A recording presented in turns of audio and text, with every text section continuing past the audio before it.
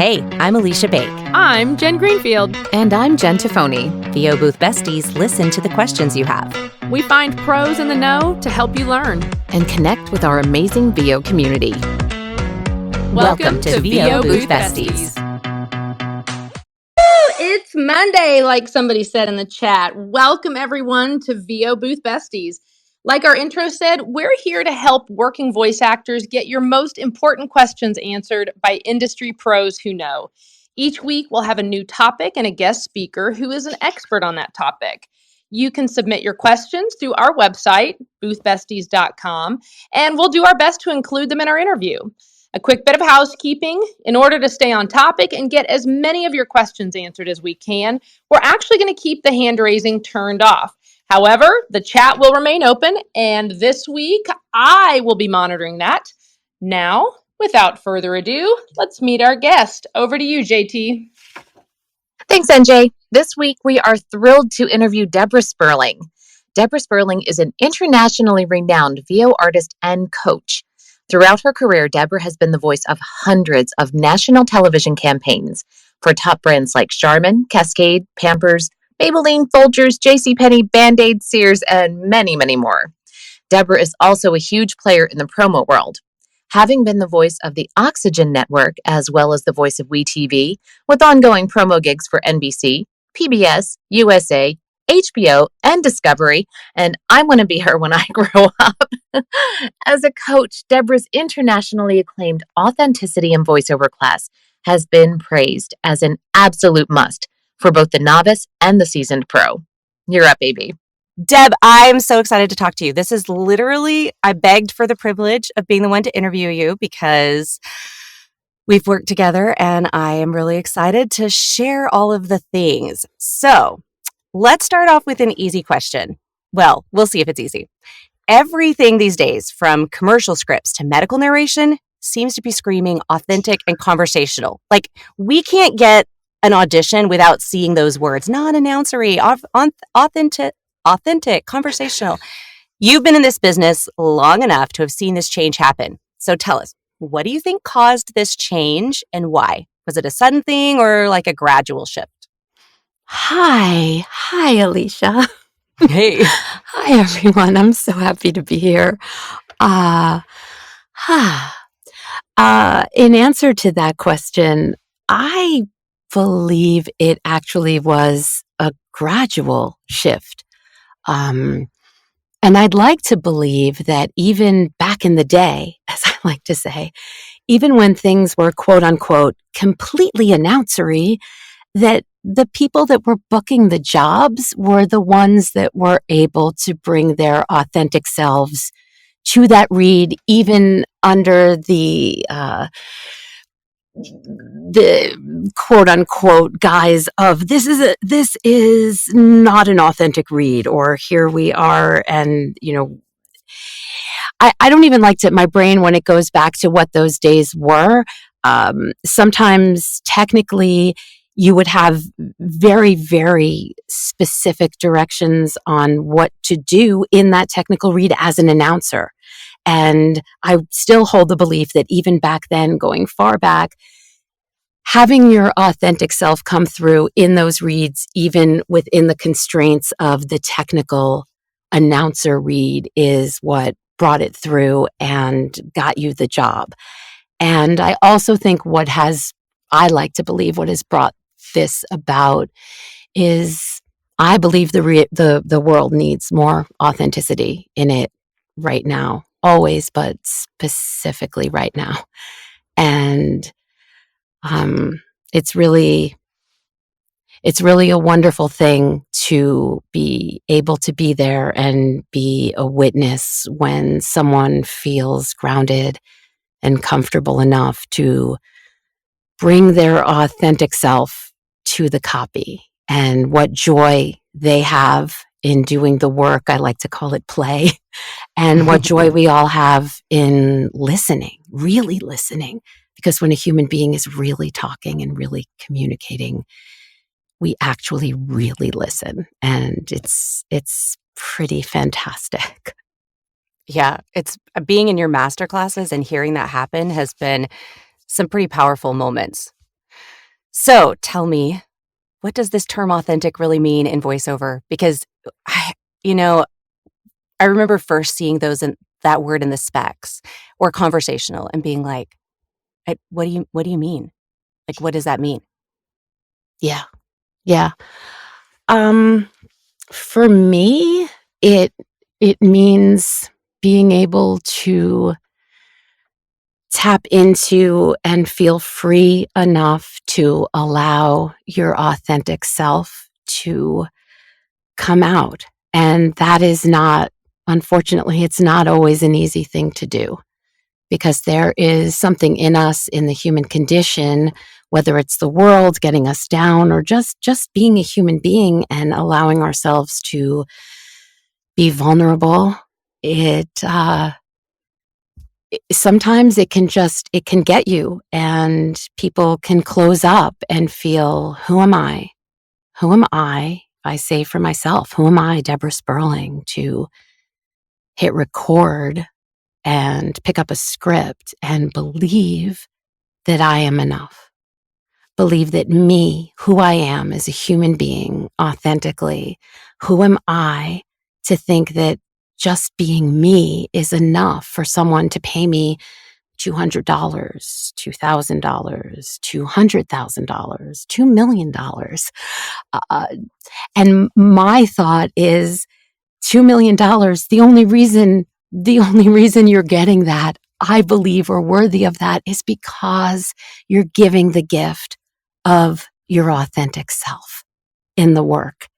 And that's the beauty of it. I mean, you're this unique being, and you've never existed before. You will never exist again.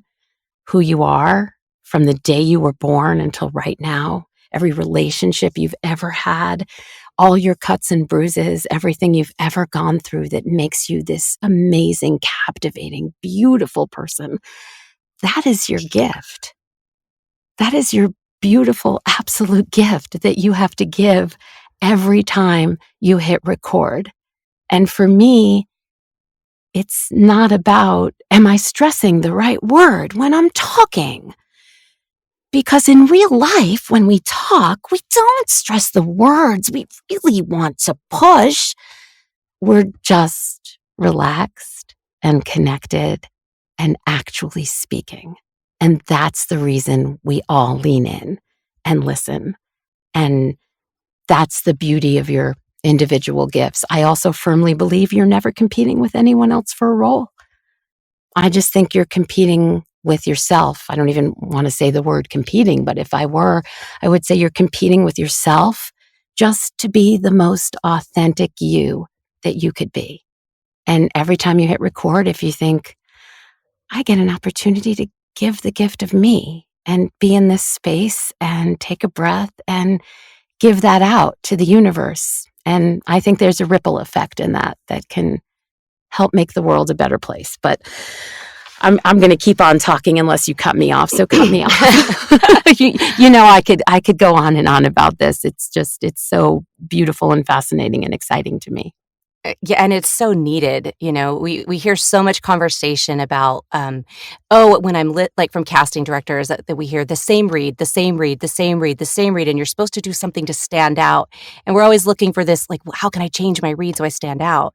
But what stands out is being ourselves and being different from the crowd. Yeah. So, Deb, yeah, what's the formula that I can use to get me to this authentic read? How can I make myself sound like they want me to sound? How can I find that? And you can tell the story of this question if you'd like. I'm going to let you tell the story of this question. But the thing I love about this question that I get all the time is, there's the rub, my friends. What is the formula? What is the formula to get it right? And unfortunately, the second your brain goes to that place, you are cutting off all of your instincts inside of yourself to allow yourself to play. The second your brain goes to, how do I get this right? This thing in front of us, this microphone, I'm talking in my microphone right now, The microphone picks up everything, my friends. It picks up everything. It picks up when you are anxious. It picks up when you are trying to get something right. It picks up, I'm trying to hit this word right now. I'm going to go up at the end of this sentence, and then I'm going to go down at the end of this sentence. And that's what it picks up. But the other thing that it really picks up, which is so beautiful, is it picks up your confidence. It picks up your freedom. It picks up your joy. And all of that, it picks up your authentic self. So what is the formula? I don't think there is a formula. In my class, what I try to create is a very safe, sacred space where we can do an exercise. And I say it's one exercise. You can do one exercise that allows you to feel what it feels like to be connected and be free, and not in a place where you're just trying to get something right. Because for me, now this is not a popular view per se, but everything I'm saying is obviously just my opinion. My opinion is that it is absolutely, positively none of your business how the words are coming out of your mouth. In voiceovers, yeah, I believe it is I'm sorry, I have to interrupt. No, none of your business. The second that you start focusing on how am I saying these words is the second we stop really listening. For instance, speaking to you this entire time, I have not been thinking for 1 second about how I was allowing these words to come out of my mouth. And if I were and I were pushing them, I don't think you'd be listening to me in the same way. Because me to say, I don't think you would be listening to me in the same way, honestly, is so much more powerful than me saying, I don't think you'd be listening to me in the same way. Because that's bullshit and nobody talks like that. And if you get to a place, which is what I try to do in my class, is create an environment where you can feel for the first time what it feels like to not be focused on how are these words coming out of my mouth. Because in my opinion, if you think about it, if let's say there is a formula, Aleesha. Let's say there's a formula. Underline this word, say the product this way, go up at the end, hit this word, make sure you press on that word, all of it. And you have 500 people auditioning and 490 of them are doing that formula. They're going to hear 490 people stressing it in the right way, the formulaic way. And then all of a sudden, they're going to hear you. And you are so much more valuable and beautiful by being your authentic self than you could possibly be by trying to get something right. Amen. I'm like, I have so many words. Let's see. It's hard to follow you, Deb. You have so much beauty in this message. I do want to tell a little bit about where I came from when I first took your class. So I would love that, because I talk about you to my classes especially when someone's what I call the Aleesha box, when someone's sitting, which I think is is a wonderful story to tell, especially because people might think, oh, well, Aleesha's interviewing Deb and Aleesha's Deb's biggest fan and Aleesha. I am. But at the same time, you were the first person that came up against me in such a real way in class. And I love that. So yes, I'm going to mute myself and let you tell this beautiful story. Well, I've done a lot of training with a lot of people, and I love formulas. I'm not even a math person really, but I love when I can figure out the formula to put it all together. And I took Deb's class and I sat there and I just kept trying to figure out how I was going to make what she was saying happen. What were the steps I was going to take? What was I going to do? How was I going to, and I was missing the boat, you guys. And I finally I raised my hand and I said, I just don't see, I just don't get it. Like, I just don't get it. And she's like, yeah, I can see that you don't. And here is why. And she had me read, and not in that exact moment, but in a little bit later, she had me read. And I was reading a breast cancer script. I remember specifically that it was a script about breast cancer. And I was reading it like we're supposed to read it. Da da da da da da da da da da da da da in my head, right? Following the formula. And she brought me to a place where I was able to tap into an emotion inside of myself, because I had actually had a breast cancer scare not long before that. And it brought me literally to tears. And anybody who knows me or has met me in real life knows I am not a crier. I do not cry. And I cried, and I'm like, how did you make me cry? Like, and she said, I didn't make you anything. Like, that's just what was authentically in you. So I think it's really easy to approach this like I did, with that kind of cynicism almost of, but everyone else is saying, like, pick your words and focus on this, and how are you coloring the words, and what are you doing here, and what are you doing there? And that was a really powerful moment for me to recognize that I could just talk. Now, for me, when I began to take this journey towards becoming more authentic, I stopped worrying about a few things that I had been worrying about for so long. One was I was taking my reads and cutting them up into pieces and getting this perfect sentence here and this perfect sentence here. I know, she's like, this perfect sentence here. And she's like, don't do that. Get a clean take. Get one clean take. Like, quit breaking it up. And the other thing was my breathing. My breathing was struggling, and it was I was having a hard time going too fast. Can I jump on this? Yep. Can I jump on this? You.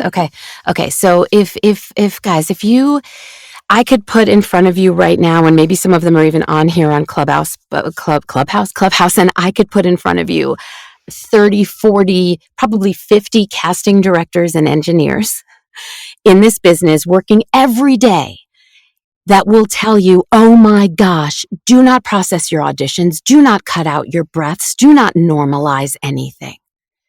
And someone will say, okay, well, first of all, okay, so I'm talking to you right now, all of you. And for those of you who have been moved by anything that I've said so far, what I will tell you is you would never have been moved by it if I went through a replay for this and cut out all my breaths, because we're human beings and we breathe.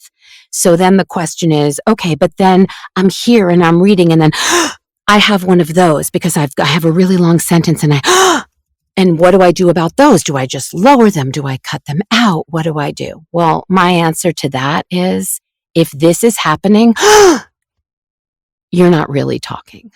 And it's a wonderful tell, because I can go on and talk for probably 20 more seconds right now without taking a breath. And if I take one here, that was it. And it wasn't because I'm just speaking and I'm here. So rather than having just something to think about, rather than having cutting out the breaths be a thing you do in auditions, maybe think about, wow, maybe if I was actually connected and really talking, that wouldn't appear and that wouldn't be there. And the other thing I want to say is this thing I'm talking about, about being your authentic self, brings about the most beautiful freedom. So if any of you have ever felt, oh God, I have 10 auditions I have to get through that are just sitting there, I want to go to bed, but I have 10 auditions, or any of that, that must suck, because you've been invited to this party. And there should be such, not should, I hate should, but imagine what it would be like to just feel the joy and gratitude of, oh my gosh, I have 10 auditions that I get to play with, and I can't wait to hit record. And an excitement and a freedom of not, okay, let me take this script, let me mark up this, let me make sure I get this right, let me da-da-da-da-da-da-da-da-da-da-da. Because that reads on the mic, and if that's what your life is, even if you were making mega money doing this, would it really be worth it if at the end of the day you're still spending so much time auditioning? I audition a lot every day. Even though I have all this stuff running and I have this and I have that, and you can look at my resume, I audition all the time. I love it. And if I didn't, I would not be able to do this anymore, because that is what makes up most of my life. It's a huge part of my life, is this audition process. And if it wasn't filled with freedom and joy, then what's the end game? I just always ask people that. What's the end game in everything you're doing? Because at the end of the day, the end game is really, are you enjoying your life? And for me, with this work, are you giving the gift of yourself? Because honestly, you are the only person that can give that gift. The only person that has ever existed or will ever exist in all of time. You're the only person. So why deprive that of the world that needs you? Because you're the only one that can give that gift. And how special and beautiful is that? And if you come to your work with that, wow.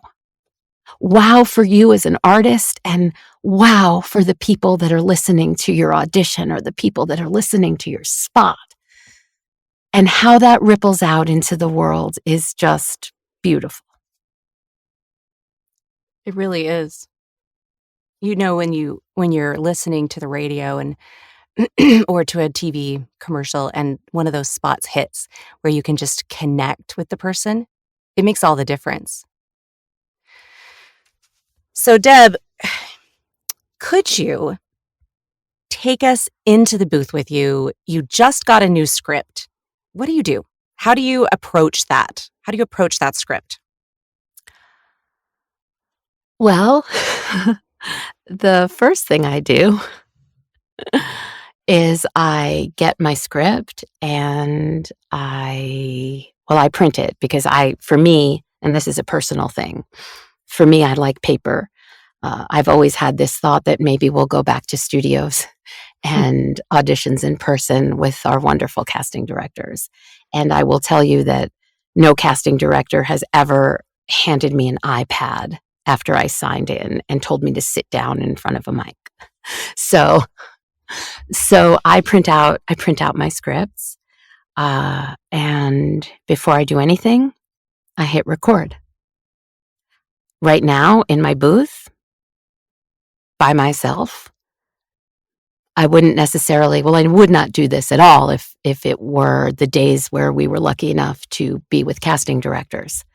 But now that we're not, for me, getting out of your head is the most important, beautiful thing. And what I do is I hit record, I take a breath, I flip over my script, and I allow myself to slowly discover what's on the page.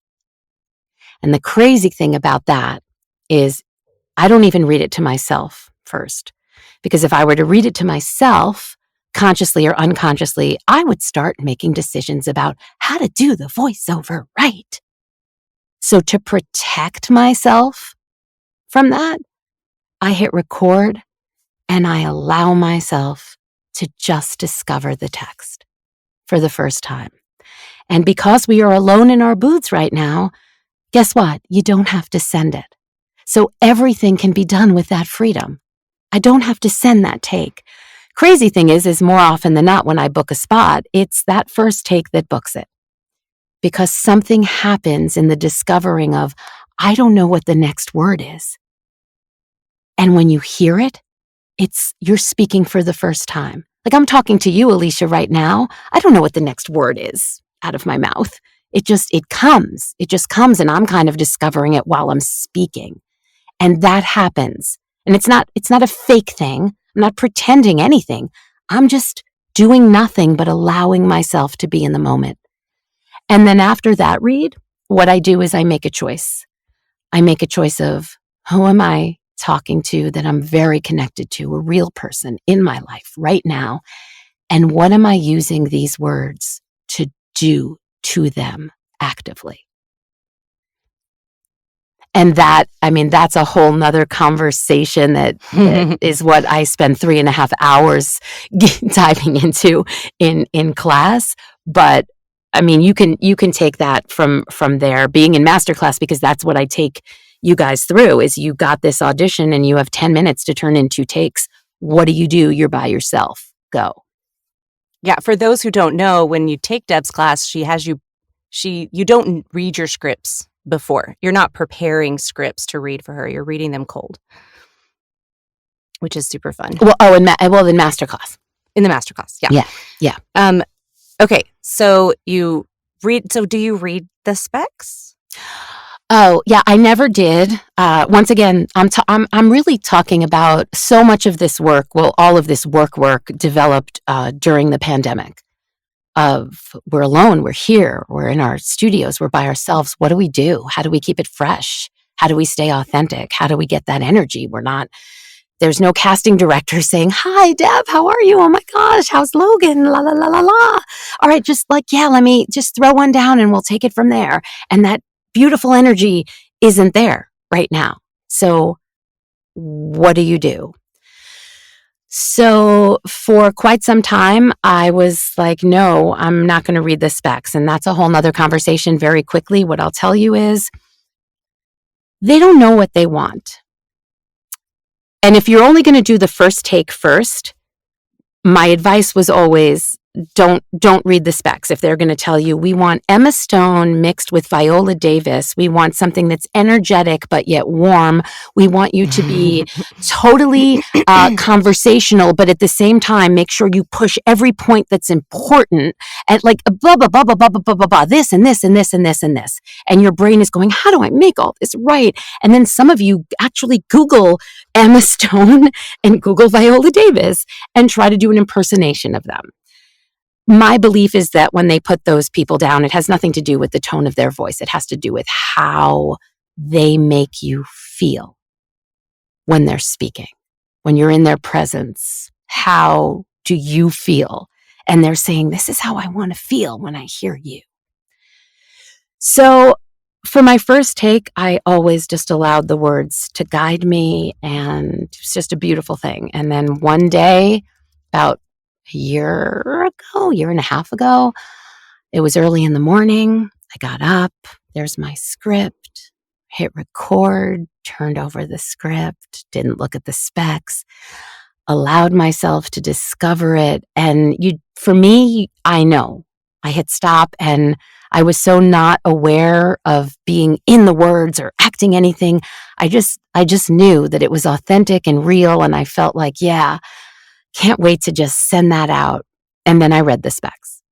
And literally, it said something to the effect of, absolutely, positively, under no circumstances does the producer want any rasp in the voice.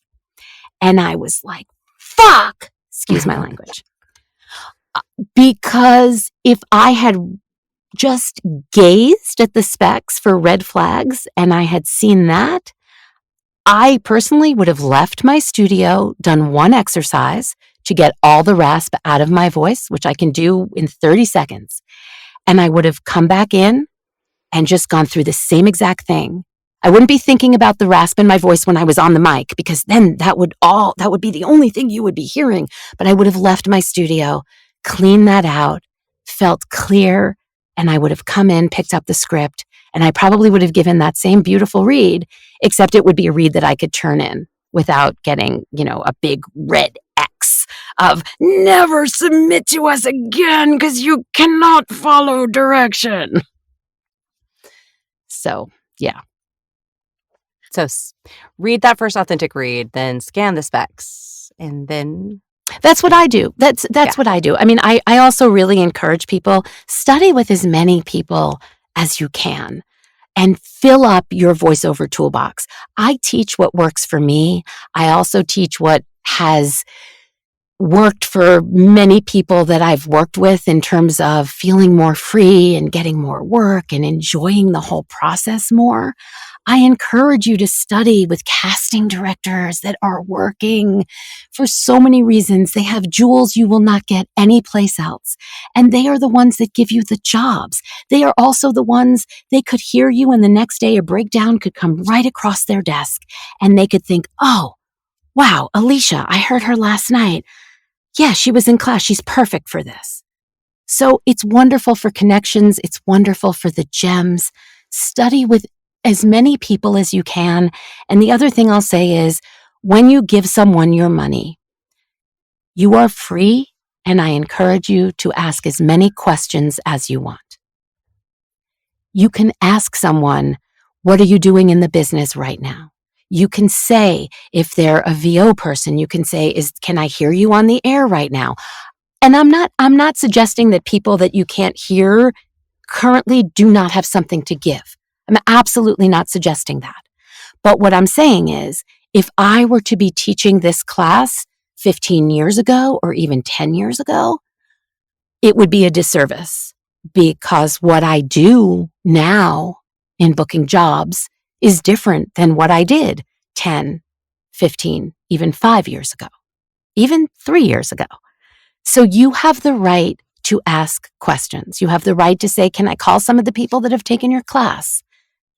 Just know it's your money, and study with as many people as you can, and don't be afraid to ask questions before you give someone your money. That would be my advice. That is spot on advice because I have given my money to people I wish I hadn't. JT, do you want to reset the room really quick? Aleesha, I also want. Oh, sorry. I also want to at some point answer the question about hearing spots on TV. We're gonna get there. Okay. All right. It looks like we are at the half hour, so let's do a quick room reset. If you've just joined us, we are Booth Besties. I can talk tonight. Our goal is to help working voice actors get their most important questions answered. My goodness, by an industry pro who knows. Today, we're joined by Debra Sperling, voice actor and coach, discussing the importance of authenticity in voiceover. Thanks for joining us. And just real quick, the hands up feature is off for tonight. So if you do have any questions, please feel free to put them in the chat and we will get to those as soon as we can. Back to you, AB. Awesome. All right, let's cover that. We're going to start questions now. And I thought I would start with my own question because when I hear authentic and conversational and I audition for a spot and I think I nailed authentic and conversational, then I hear that final ad later on. Sometimes it is definitely not conversational or authentic sounding. And I'll bet we have all experienced that if we've had a commercial that we then later heard the person that was hired for it for. So can you speak to that? Yeah. So your audition is a job interview. Your audition is what they are hearing that's going to make them go, yes, this is the person I want to work with. Maybe they're hitting play on 5, 10, 15, 20, 25, 30, 500 different auditions. And once again, going back to what's going to make you stand out, you, beautiful you. So let's say they hear beautiful you, and there you are. And you get the job from this beautiful, authentic read that you gave something that they said, gosh, I want to be in a room, whether it be virtual or not. I want to be in a room for a half hour, an hour, 90 minutes with this person and work with them because I feel something from them. It really comes down to them feeling something from you, not what word you stress. It's what they feel from you. So then you get the job and you have the job. What I will tell you is if you were to listen to all the things you hear me on television, and I were to play you all of the auditions that got me those jobs, you would never think that the two were the same. Not saying that it's not the real person, same person, not saying that there's not authenticity in both. But once you have the job, guys, some jobs I do, I'm in a room with the director, the producer, virtual or not, the director, the producer, the copywriter, the pharma stuff I do, there's a full legal team, the clients, who is paying for this, by the way, and paying for your everything. They're paying the advertising agency. Even if the creative director is absolutely in love with you and picked you, the client still has the wallet at the end of the day. So I could be in a booking and I'll have 15, 20 different voices coming at me of what they want. And right then, it's my job to give them exactly what they want and still stay true to myself, infuse that authenticity into it, even with the constraints of technically what they want, make it my own, make it real, right? But it's not necessarily what got me into the room. So I just want to say that so that you realize that next time you see the spot you auditioned for on the television and you go, oh, can't believe if I would have just done a read that was more, I would have gotten that job. And if you could contact that person that's going, they will probably tell you that, hey, here's the audition that got me the job. Now listen to what's on TV and listen to what got me the job. And you will hear a very big difference.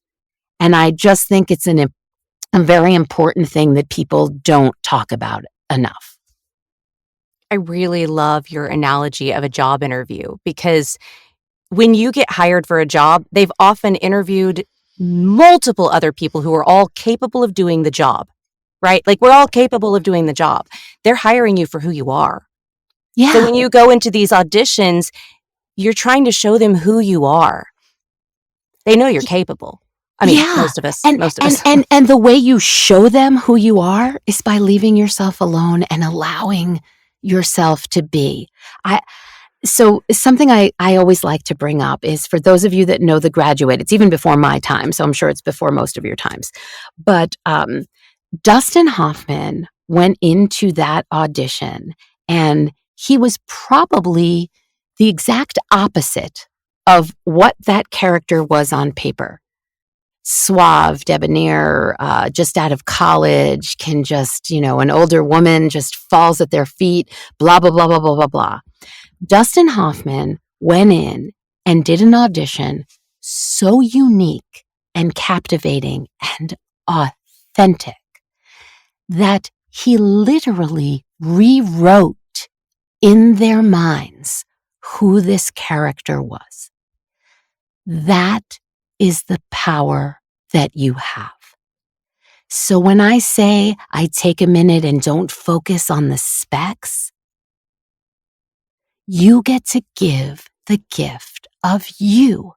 And when you realize how powerful that is, when you can authentically be free and play in that, you have the power to change people's minds. I have an agent on the promo side that will submit me for things all the time that it's a men only. It's men only. And then I wind up getting the job. So you have the power to change people's minds when you are the beautiful, authentic person that you are, and you give that gift. That's Leslie Jordan did that. The comedian who recently died, strong Southern accent, very gregarious. But when he was on Will and Grace and played Beverly, just like what you were saying, Debra, he was for a female role named Beverly, and they kept and rewrote it as well, because he was charismatic. He was fun to work with. There was a lot of energy and just positive vibe that came with it, and sure, they'll change it. Yeah, absolutely. And for those of you that know, I don't think this is a secret, but for those of you that audition in New York, Grace was based on Janet Eisenberg. And they couldn't make her casting director in the actual show because people didn't really know enough about what a casting director was. But that character is fully based on Janet Eisenberg. That's funny. NJ, do we have any questions in the chat?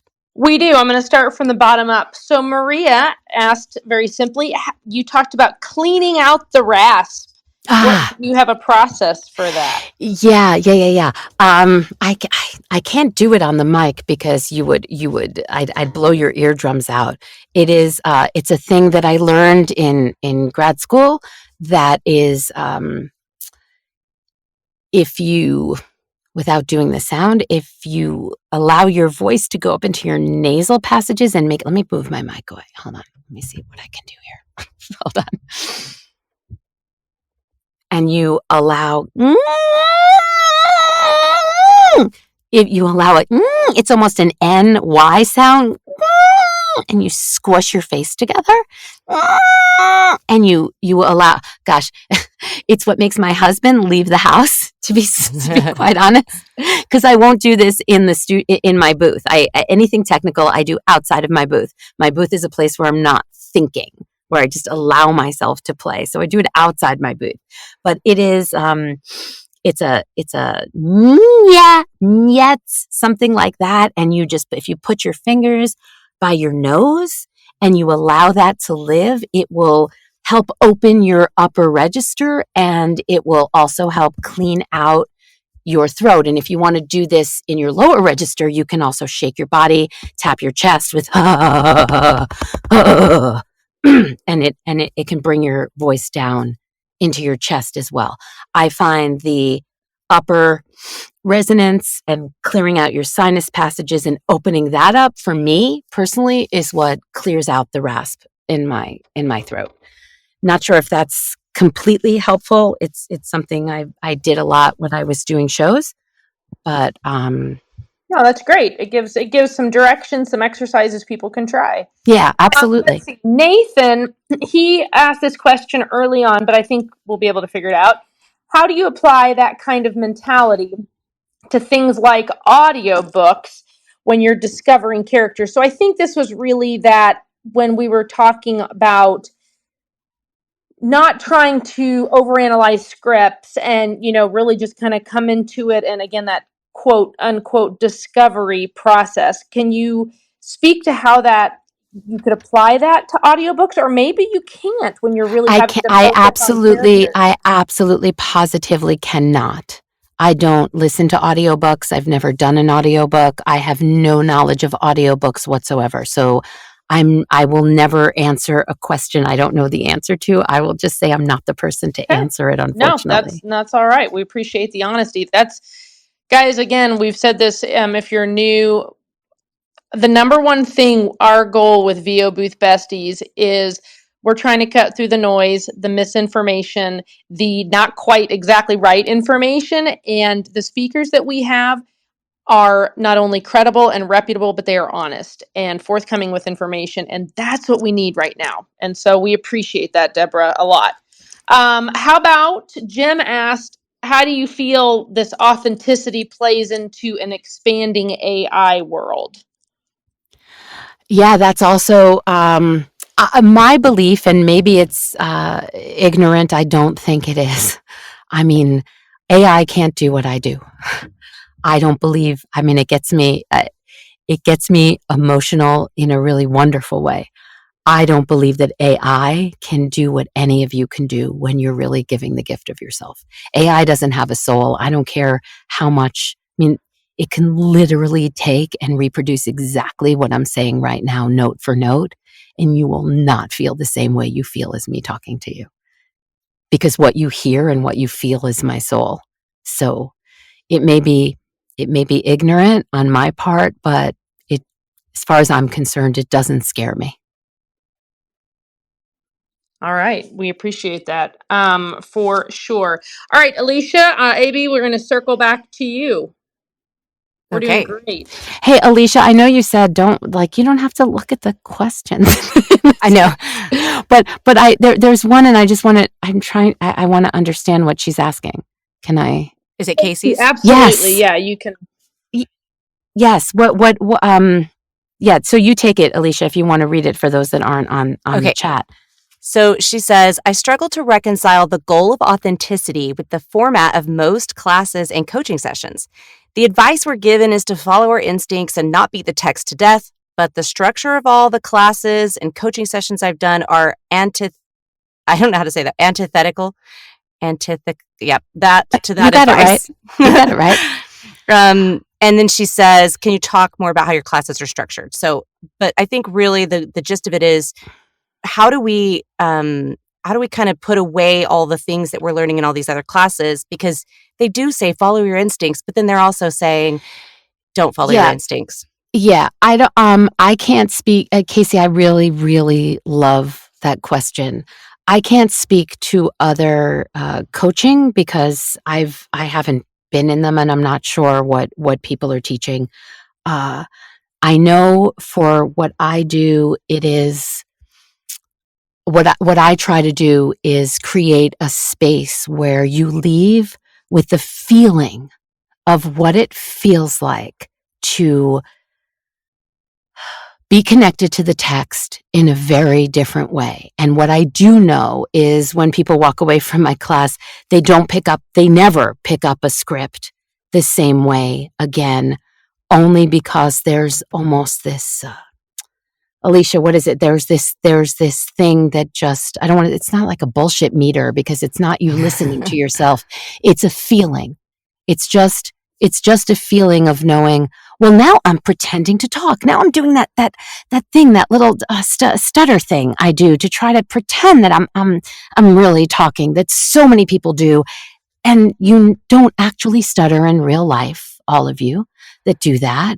And when you do that, it doesn't convince anyone that you're really talking or trying to reach for a word. In my opinion, it's just manipulative.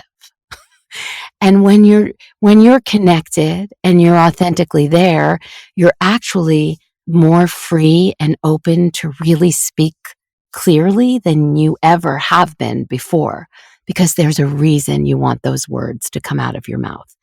But back to the question, I don't want to know, but I almost do want to know. I hate that you've been in that situation where you're being told something and then something else. For me in class, it is, I try to remove people completely from what the words mean, which goes back to my exact thing that one of the Jens said, what? Where I believe it's none of your business how the words are coming out of your mouth. And the second that you're focusing on that, we all stop listening to you.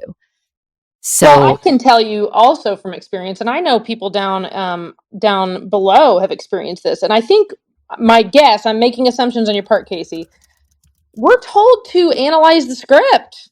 I mean, we're told in these classes, analyze it, do the breakdown of the copy. I mean, this isn't magical stuff. This isn't fantasy stuff. This is absolutely what we're all learning. Now, it may be in different styles, if different genres of VO. Yeah, like we were talking about audiobooks. That's going to be a different copy breakdown situation. When I'm doing animation, yeah, I can't just freely, just willy-nilly. Like I do need to see, how this character develops, the setting, etc. So I can see where she's coming from. yeah, All coaches are very more yeah, thinking. So I can see that. So one of the things that Jen Tophoney asked, and I think this is just fantastic, you didn't just always do this. Or maybe you did, but if you didn't, what was your aha moment to go, I got to break this mental block, this where I'm analyzing or I'm thinking too much? Like, how did you get to this place of freedom, discovery, and authenticity? Okay, great question. I do believe that always in my work, I've been able to, and I'm so grateful. I'm just so grateful for this life, like beyond, which is why I'm just grateful to be here tonight, because this is accessible to everybody. I do believe that on some level, I've always felt free enough and I want to say confident enough, vulnerable enough to bring myself to the work. But this aha moment, as you say, the way in which we approach things to break it down it really started during the pandemic I always coached and I was always teaching and doing workshops, but when we were alone and we all started to feel so isolated.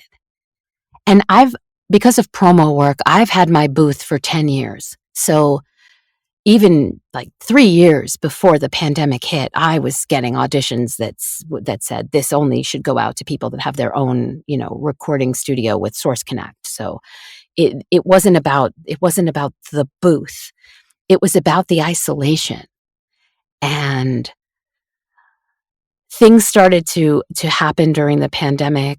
I'm not calling anybody out specifically, but I did see on social media a lot people hanging a shingle, or all of a sudden someone who's been doing this for a year said, "Oh, I'm coaching, give me $250 for an hour and I'll teach you how to do voiceovers," or whatever it was. And it was really upsetting. And we were alone. And I missed the connection and I missed teaching. And I started these workshops and these classes. And I learned through what we were doing in class. And the basis of everything, of who am I talking to and what am I using these words to do, there was always a conscious and also unconscious way in which I always approach things with that. I was never a person that marked up a piece of copy and put hit this word or do that. I would never book anything if I did that. For me, it was glancing at it and going in to a casting director and just trusting those instincts and allowing myself to be. And then the question came, how do we allow ourselves to just be and have that energy and feel that freedom when we're isolated, when we're alone, and we don't feel anything creative coming at us? How do we not listen to ourselves and underline stuff and try to push stuff? How do we feel that we're enough? How do we do that? And that's how this work was born. So it wasn't necessarily an aha moment. It's just such an amazing gift that has happened through so many classes and just this work evolving and me learning more from the people that I'm working with than they learn from me. And honestly, my only goal in all of it, in classes or in coaching, is how do I get you to a place where you absolutely don't need me as quick as possible? How do I get you to a place where you can appreciate how fucking beautiful you are? Like, just by being you. How do we get to that place where you can take a breath and appreciate yourself and give that gift? Because it's not just about voiceovers for me. It's about the community. It's about how it ripples out into the world, how you leave your studio and you interact with your husband or your daughter, or your friends. And that confidence and that beauty of who you are, that radiates out and ripples into the entire universe. And we need that more than ever now. I love that. What if we went into every audition believing that we could change the world a little bit with our voice? Yeah, and people think that's crazy when I talk like that. It's like, oh, well, I'm doing a commercial for Pampers. And then there's that. And so, okay, you can pick up a script and go, okay, I'm doing a commercial for Pampers. Or you can hit record and you can give a piece of yourself. What feels better? What makes a better life on a daily basis for you? Amen.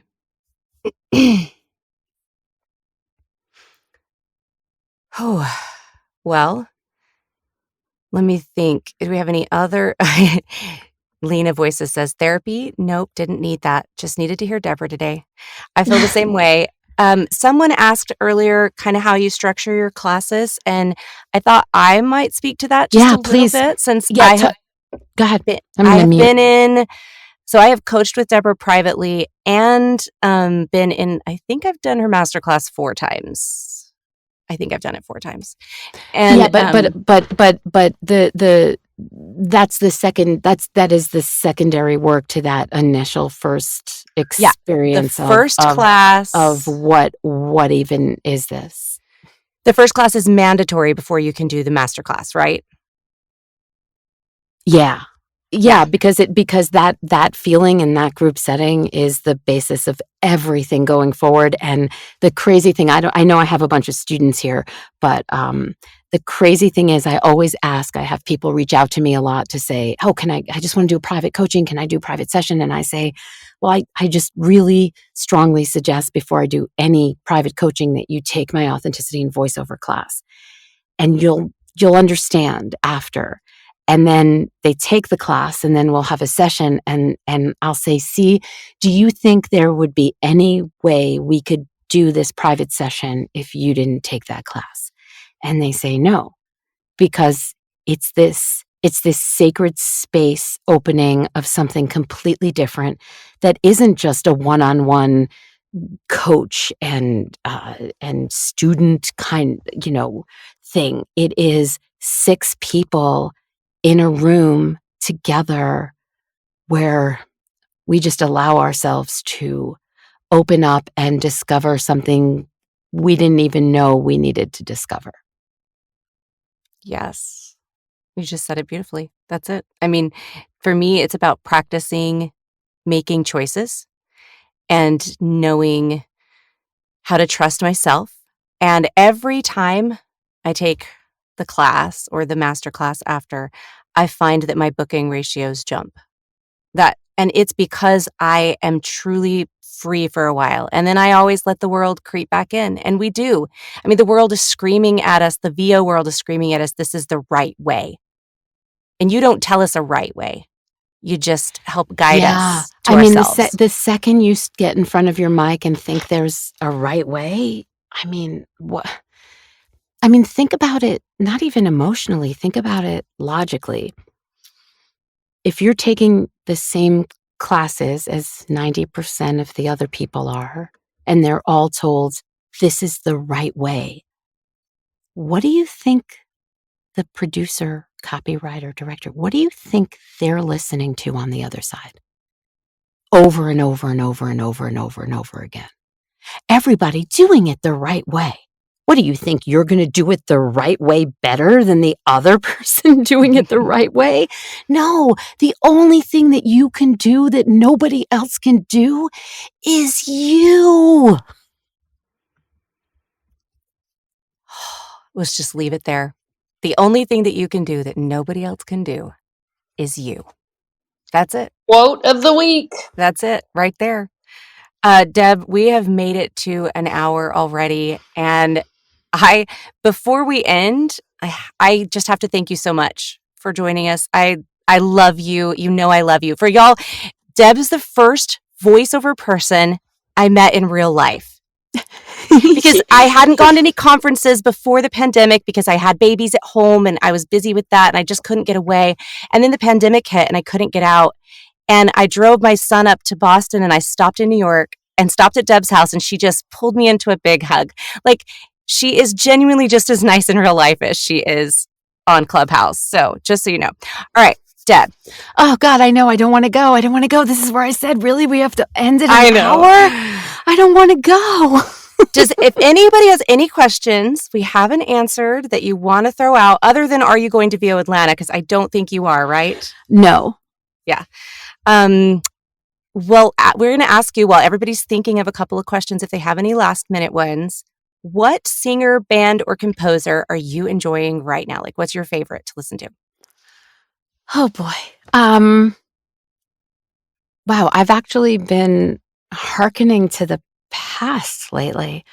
There's some Crosby, Stills, and Nash because David Crosby's gone, and just memories and things. And the Counting Crows, August and Everything After, has just meaning for me. And I've been listening to things recently that just pull on my heart. So yeah, That's what I've been listening to.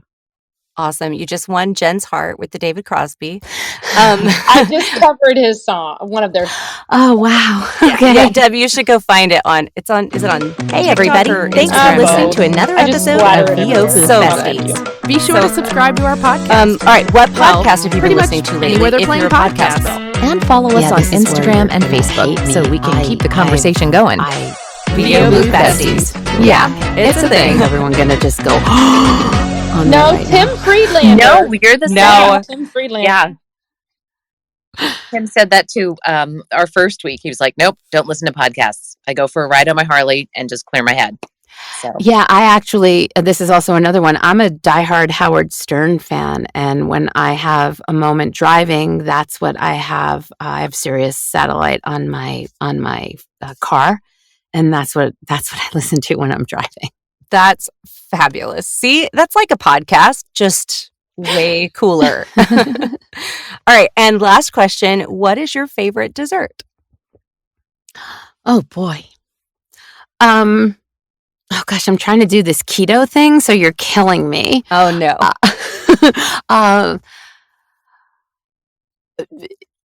Can it be a tie? Yeah. All right. Depending upon the day, I want to say rice pudding. Oh my God, rice pudding, good rice pudding. I'm really a cheesecake person, but cheesecake can be bad or good. So can rice pudding. But there's something about good rice pudding that with whipped cream and cinnamon that I think I would take like amazing rice pudding before I would take amazing New York cheesecake. So I'm going to say rice pudding. Ooh, rice pudding. That's yummy. All right. Well, You're going to make me Debra, leave? Yes, well, we thank you so much for coming. We had 93 people show up. You were amazing and well loved for sure. And thank you guys in the audience for coming and supporting Debra, supporting VOBB. We appreciate it. Before you go, please check the link pinned to the top of our page. Again, as we've said it before, our whole purpose in starting VOBB is to support working voice actors in the community. With the support of both Tim Friedlander and NAVA, the National Association of Voice Actors, we're hosting a t-shirt fundraiser now through February 20th, so you got a couple weeks, and all proceeds go to NAVA for scholarships for voice actors to attend conferences, coaching, workshops, etc. If you're not familiar with NAVA, we do hope you'll go check out their website. They are a nonprofit that supports voice actors. And JT, over to you. All right. We are excited to share that next week, our guest speaker will be Paul Schmidt, who's going to be discussing taking control of your VO career by using direct marketing to grow your business, which is something that I am in desperate need of. Please head over to boothbesties.com to submit your questions for Paul. We'll do our best to include them in the interview. Also, to keep the conversation going, be sure to connect with each of us on LinkedIn. Follow VOBB on Facebook and Instagram. Debra, thank you so much for being here. And thanks to everyone who came tonight. Thank you, guys. Thank you so much. And I just have to say this, this is going to seem so superficial, but I'm in an Instagram war with my daughter. So if you want to follow me on Instagram, give me some credibility. It's Debra Sperling VO because she's constantly watching my numbers.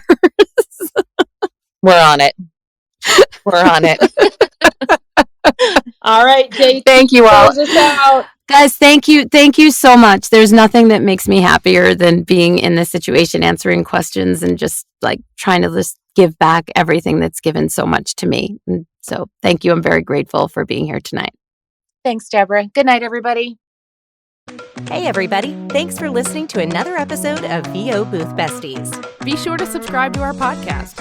Well, pretty much anywhere they're playing podcasts. And follow us on Instagram and Facebook so we can keep the conversation going. VO Booth Besties. Yeah, it's a thing.